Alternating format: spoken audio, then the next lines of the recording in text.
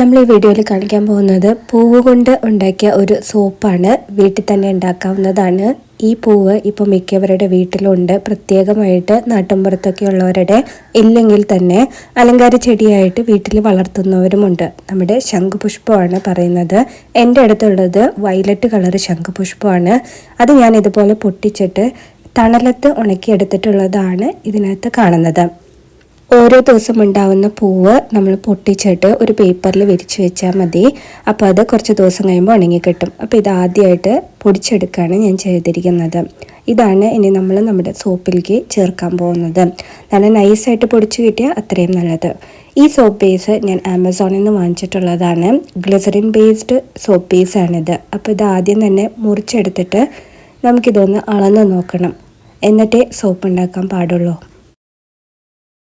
നമ്മളിവിടെ 178 gram soap ബേസാണ് എടുത്തിരിക്കുന്നത്. പിന്നെ നമ്മൾ എടുക്കാൻ പോകുന്ന ശംഖുപുഷ്പം എടുക്കാൻ പോകുന്ന സ്പൂൺ ഒന്ന് അളന്ന് നോക്കി. അത് 20 ഗ്രാമാണ്. അതിലേക്ക് ശംഖുപുഷ്പം പൊടിപ്പിച്ചത് വെക്കുമ്പോൾ 23 ഗ്രാം കിട്ടും. അപ്പോൾ 20 അതിൽ നിന്ന് മൈനസ് ചെയ്യണം. അപ്പോൾ ഒരു സ്പൂൺ എടുത്തിരിക്കുന്നത് 3 ഗ്രാമാണ്. നെക്സ്റ്റ് നമ്മൾ വെച്ചിരിക്കുന്നത് വീണ്ടും 24 വരുമ്പോൾ 20 മൈനസ് ചെയ്യണം, 4 ഗ്രാമാണ്. അപ്പോൾ ടോട്ടൽ 7 ഗ്രാമാണ് എടുത്തിരിക്കുന്നത്. ഇത് ഓപ്ഷനിലാണ്. ഞാൻ ഓറഞ്ച് തൊലി പൊടിച്ച് വെച്ചിരിക്കുന്നതാണ്. ഉണക്കി പൊടിച്ചിട്ട് വെച്ചിട്ടുള്ളതാണ്. അതും കൂടെ ഞാൻ ഇതിനകത്തേക്ക് അളന്നെടുക്കേണ്ടത്. നിങ്ങൾക്ക് ശംഖുപുഷ്പം മാത്രം മതിയെങ്കിൽ അത് കുറച്ചുകൂടെ നിങ്ങൾക്ക് ചേർത്ത് കൊടുക്കാവുന്നതാണ്. 100 ഗ്രാം സോപ്പ് ബേസിന് 60 ഗ്രാം വരെ ഈ നമ്മുടെ പുറത്തുള്ള ഇൻഗ്രീഡിയൻസ് ചേർക്കാവുന്നതാണ്. ശംഖുപുഷ്പം പൊടിച്ചതും ഓറഞ്ച് പീൽ പൊടിച്ചതും രണ്ടും കൂടിയിട്ട് 13 ഗ്രാമാണ് ടോട്ടലായിട്ട് എടുത്തിട്ടുള്ളത്. ഇനി അതിലേക്ക് ചേർക്കുന്നത് ഒരു വൈറ്റമിൻ ഇ ഗുളികയാണ് നമ്മൾ ചേർക്കാൻ പോകുന്നത്.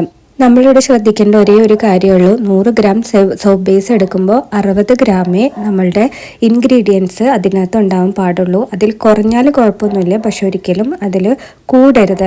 അല്ലെങ്കിൽ എന്താ ഉണ്ടാവുമെന്ന് വെച്ചാൽ സോപ്പ് കട്ട പിടിക്കില്ല. അതായത് സോപ്പിൻ്റെ ഷേപ്പിൽ അതിരിക്കില്ല, വാട്ടറി ആയിട്ടിരിക്കും. അതുകൊണ്ടാണ് ഈ ഇൻഗ്രീഡിയൻസ് അത്രയും കറക്റ്റ് അളവിൽ എടുക്കണം എന്ന് പറയുന്നത്. ഇനി നമ്മൾ അളന്ന് വെച്ചിട്ടുള്ള സോപ്പ് ബേസ് നന്നായിട്ട് നമുക്ക് മുറിച്ചിട്ട് ചെറിയ കഷ്ണങ്ങളാക്കിയിട്ട് എടുക്കണം.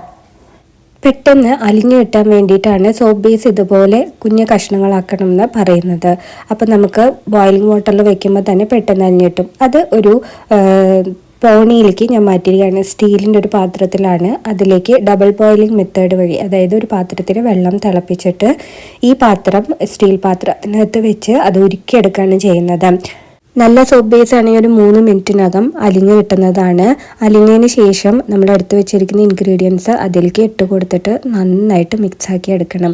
വേറെ ഒന്നും ചെയ്യേണ്ട. നല്ലോണം നിങ്ങൾക്ക് മിക്സായി എന്ന് തോന്നുമ്പോൾ ഇത് നമുക്ക് പാത്രത്തിൽ നിന്ന് മാറ്റാം. അതിലേക്ക് 1/2 ടീസ്പൂൺ വെർജിൻ കോക്കനട്ട് ഓയിൽ ഒഴിച്ചു കൊടുക്കുന്നുണ്ട്. നിങ്ങൾക്ക് സാധാ വെളിച്ചെണ്ണയും ഒഴിച്ചു കൊടുക്കാം കേട്ടോ. അപ്പോൾ അതിനൊരു മിനുസം ഉണ്ടാവും, അതിന് വേണ്ടിയിട്ടാണ്. അതിനുശേഷം ഒന്ന് മിക്സ് ആക്കിയിട്ട് ഇത് പാത്രത്തിൽ നിന്ന് മാറ്റിയിട്ട് നമുക്ക് മോൾഡിലേക്ക് ഒഴിച്ചു കൊടുക്കാം കേട്ടോ. നിങ്ങളുടെ അടുത്ത് ഇതേപോലത്തെ സിലിക്കൺ മോൾഡ് ഉണ്ടെങ്കിൽ അത് ഉപയോഗിക്കാം. ഇല്ലെങ്കിൽ പ്ലാസ്റ്റിക്കിൻ്റെ ചെറിയ കപ്പുകളോ അല്ലെങ്കിൽ സ്റ്റീലിൻ്റെ ചെറിയ കപ്പുകളൊക്കെ ഉണ്ടാവുമല്ലോ. ഏത് ഷേപ്പിലാണ് നിങ്ങൾക്ക് വേണ്ടതെന്ന് വെച്ചാൽ അങ്ങനത്തെ ചെറിയ കപ്പുകൾ എടുത്തിട്ട് അതിലേക്ക് ഒഴിച്ചു കൊടുക്കാം. സിലിക്കൻ്റെ ആകുമ്പോൾ വേറെ എണ്ണയൊന്നും അതിലേക്ക് തടവേണ്ട ആവശ്യമില്ല. പിന്നെ പ്രത്യേകമായിട്ട് നമ്മൾ ഇതിനകത്തേക്ക് കുറച്ച് വെളിച്ചെണ്ണ ഒഴിച്ചു കൊടുത്തിട്ടുണ്ട്. അപ്പോൾ ഇത് പെട്ടെന്ന് നമുക്ക് ഒരു 2 മണിക്കൂറിലൊക്കെ ഇത് കട്ടിയായിട്ട് നമുക്ക് പുറത്തേക്ക് എടുക്കാൻ പറ്റും കേട്ടോ. ഇനിയിപ്പോൾ സ്റ്റീലിലോ പ്ലാസ്റ്റിക്കിൻ്റെ ഇതിലൊക്കെ ഒഴിക്കണമെന്ന് വെച്ചാൽ മാക്സിമം ഒരു ദിവസം ഒരു രാത്രി വെച്ചാൽ മതിയാവും. നെക്സ്റ്റ് ഡേക്ക് അത് നല്ല ഷേപ്പിൽ സോപ്പായിട്ട് കിട്ടും.